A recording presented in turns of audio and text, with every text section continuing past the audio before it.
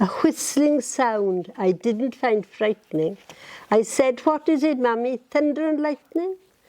Then the explosion, a rude awakening, plaster falling and windows breaking.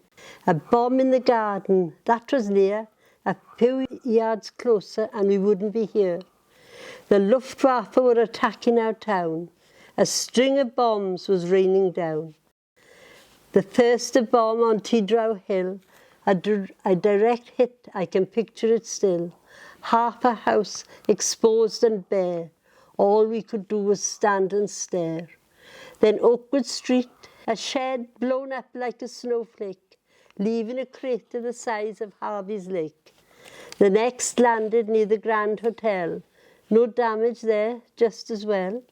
The railway station yard and the dock. The railway sidings also taking a knock. The bomber, his deadly load all spilled. Thankfully that night no one was killed. Turned his plane for home, dodging searchlights so deft, not caring about the destruction he'd left.